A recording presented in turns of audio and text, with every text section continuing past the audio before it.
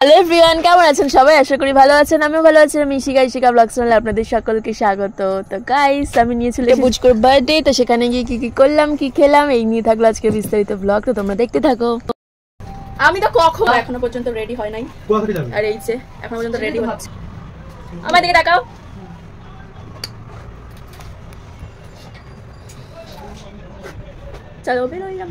জন্মদিন বাড়ির জন্য এত কিছু সাজা যায়? আরে হ্যাঁ ভাই, এত সুন্দর করে সাজতে লাগে। নিজেকে ভালো রাখার জন্য সবকিছুই ভালোভাবে সাজতে লাগবে। তো আমরা কিন্তু তখনই রেডি হয়ে তারপর তাড়াহুড়ো লাগিয়ে দিয়েছি। আর জানো, আমি 1 ঘন্টা আগে দিয়ে রেডি হচ্ছি, কারণ ভিডিও শ্যুট করতে হবে। তো ক্যামেরায় করো, এটা সেট আপ করো, ওটা করো, সেটা করো, করতে করতে আমার 1 ঘন্টা কেন 2 ঘন্টা লেগে গেছে। আর হ্যাঁ, প্লিজ যদি সাইড থেকে একটা পুচকুর আওয়াজ আসে তাহলে কিছু মনে করো না, এটা একটু অ্যাডজাস্ট করে নিও, কারণ ও কান্না করতেছে। আর দেখো, এখানে কিন্তু আমার এন্ট্রিটা পুরো গ্র্যান্ড ভাবে হয়েছে।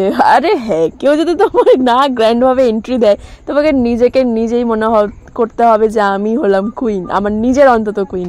তো চলো ভেতরে ঢোকা যাক, তোমাদেরকে সমস্ত কিছু দেখাবো। আর এটা কিসের রিলেশন সেটা আমি বলছি, মানে যার বার্থডে পার্টিতে এসেছি তার সাথে আমাদের কি রিলেশন সেটাই তোমাদের কাছে জানাবো।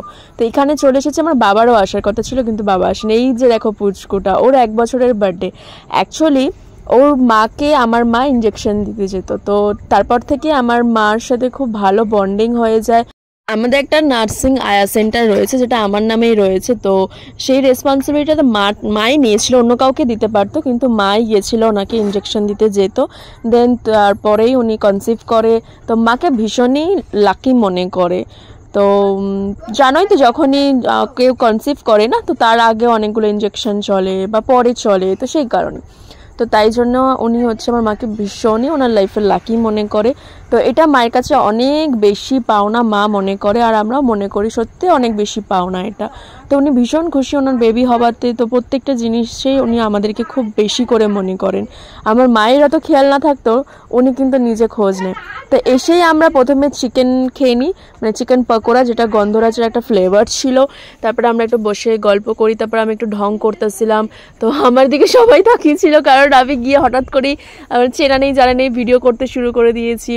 এখানে ভিডিও করছি, সেখানে ভিডিও করছি, তো সবাই না আমাকে একটু হাঁ করে দেখছিল। বাট আমার অত খেয়াল নেই যে কি আমায় দেখছে না দেখছে, কারণ যখন আমি ভিডিও করি না, আমি অত খেয়াল করি না কারা দেখছে না দেখছে। কারণ আর এমনি এই ড্রেসটা পরলে যায় না কেন আমাকে এত সুন্দর লাগে, আর সুন্দর করে সেজেও ছিলাম, সবাই ভালোভাবে দেখছিল। বারবার আমার মা আমার ভাইরা বলছিল যে তোকে আজকে বেশি সুন্দর লাগছে। মায়ের যেহেতু নাইট ডিউটি ছিল, তার তাড়াতাড়ি আমরা খেতে বসে যাই। তার মধ্যে কিন্তু ছোলার ডাল, কচুরি, খাবারগুলো এক কথায় দারুণ। ফিশ ফ্রাই ছিল, স্যালাড ছিল, অনেক রকমের কিছু ছিল। তো আমরা এগুলোই নিয়েছিলাম।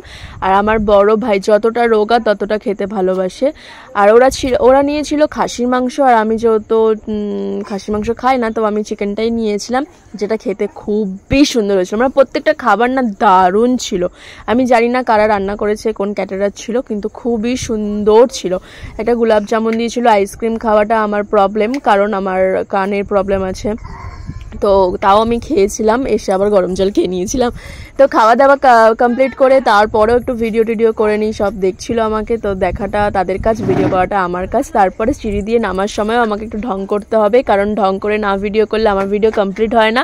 দেন তারপরে আমি একটু এখানে রিলস বানিয়ে নিই, কয়েকটা শর্ট ভিডিও করে নিই, স্লো মোশন ভিডিও বানিয়ে নিয়েছিলাম। আর এখানে এত বড় প্লেস ছিল কিন্তু কোনো লোকজন ছিল না, তাই আনন্দে আমার একটু বেশি মজা লাগছিল। আমি আরও ভিডিও করে নিচ্ছিলাম। দেন আমার মা তাড়া দিচ্ছিল, চল আর কতক্ষণ লাগাবি তোরা ভিডিও করতে, আরে দাঁড়াও একটু তো কমপ্লিট করতে দাও।